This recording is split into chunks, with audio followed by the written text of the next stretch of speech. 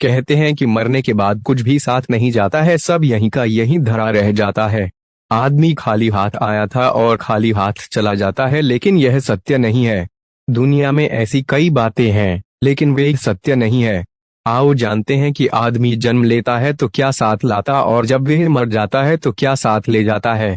हिंदू धर्म कहता है कि व्यक्ति जो साथ लाया था वह तो साथ ले ही जाएगा, साथ ही वह भी साथ ले जाएगा जो उसने इस जन्म में अर्जित किया है। क्या साथ लाया था और क्या अर्जित किया है, यह जानना जरूरी है। व्यक्ति जब जन्म लेता है तो अपने साथ 3 चीजें लाता है, 1 संचित कर्म, 2 स्मृति और 3 जागृति। हाँ, एक चौथी चीज भी है और वह है सूक्ष्म शरीर।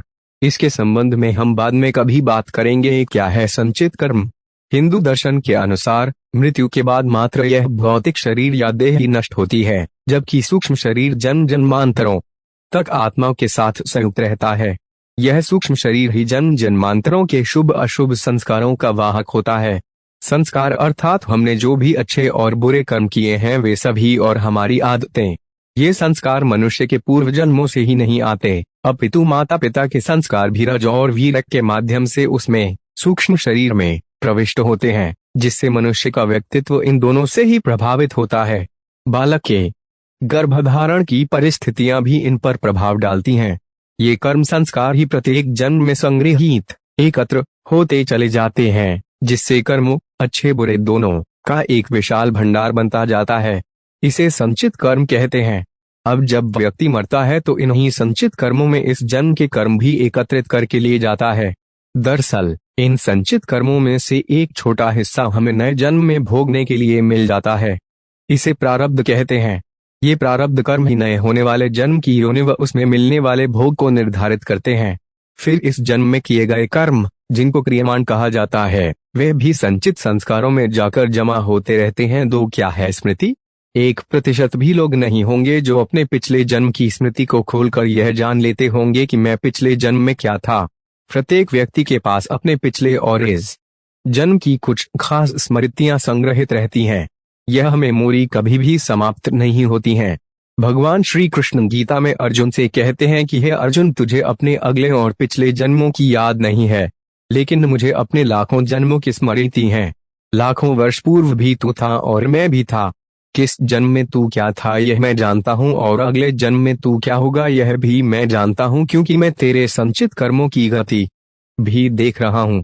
अतः यह कहना होगा कि जब व्यक्ति जन्म लेता है तो वह अपने पिछले जन्म की स्मृतियां साथ लाता है, लेकिन वह धीरे धीरे उन्हें भूलता जाता है। भूलने का अर्थ यह नहीं कि वे स्मृतियां सदा के लिए मिट गए। वे अभी भी आपकी हार्ड डिस्क में है, लेकिन वे रैम से हट गई है, डी में कहीं सुरक्षित रखी है। इसी तरह जब व्यक्ति मरता है तो वह इस जन्म की भी स्मृतियां बटोरकर साथ ले जाता है। 3 जागृति क्या है? यह विषय थोड़ा कठिन है। प्रत्येक मनुष्य और प्राणी के भीतर जागृति का स्तर अलग अलग होता है। यह उसकी जीवन शैली, संवेदना और सोच पर निर्भर करता है। उदाहरण के लिए हम समझ सकते हैं कि एक कुत्ता मनुष्य कम जागृत है, जैसे एक शराबी व्यक्ति होता है। आप में बेहोशी का स्तर ज्यादा है तो आप भावना और विचारों के वश में रहकर ही जीवन यापन करेंगे, अर्थात आपके जीवन में भोग, संभोग और भावना ही महत्वपूर्ण होगी। आप इसे इस तरह समझें कि आप में और पशुओं में क्या खास फर्क है।